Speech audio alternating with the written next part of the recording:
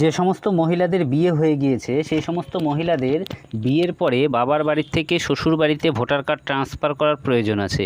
তো শুধুমাত্র একটি ডকুমেন্টসের সাহায্যে আপনার মোবাইল থেকে বা কম্পিউটার থেকে 5 মিনিটে কিভাবে আপনি ভোটার কার্ড ট্রান্সফার করার জন্য আবেদন করবেন তার সম্পূর্ণ প্রসেস দেখাবো আমাদের আজকের ভিডিওতে। ভিডিওটি শেষ পর্যন্ত দেখতে থাকবেন। আমাদের চ্যানেলে নতুন হলে চ্যানেলটিকে সাবস্ক্রাইব করে অল নোটিফিকেশন অন করে রাখবেন, কারণ আমরা প্রতিনিয়ত এরকম নিত্য নতুন কাজের ভিডিও এনে থাকি। তো চলুন ভিডিওটি শুরু করা যাক। সর্বপ্রথমে আপনি ভোটার হেল্পলাইন যে পোর্টাল রয়েছে, ইলেকশন কমিশনের ভোটার্স পোর্টাল, এই পোর্টালে চলে আসবেন।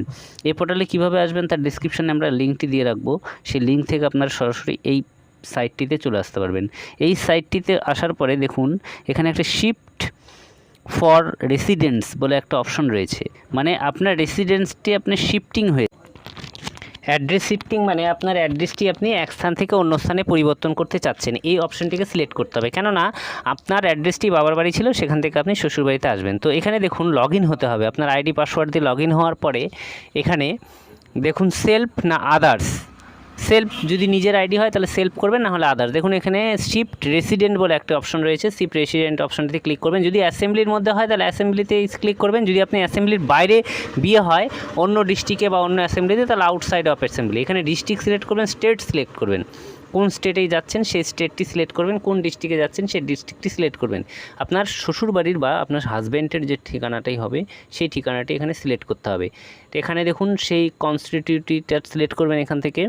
তারপরে এখানে দেখুন একটু নিচের দিকে চলে আসবেন, একটি করে স্টেপ করার পরে নেক্সট করতে হবে। আপনার যদি আধার কার্ড থাকে তাহলে আধার কার্ড ইয়েস করে আধার কার্ডের নাম্বারটি এবং ফোন নাম্বারটি আপনি নিজস্ব পার্সোনাল সেলফ সিলেক্ট করে আপনার পার্সোনাল ফোন নাম্বারটি এখানে দেবেন।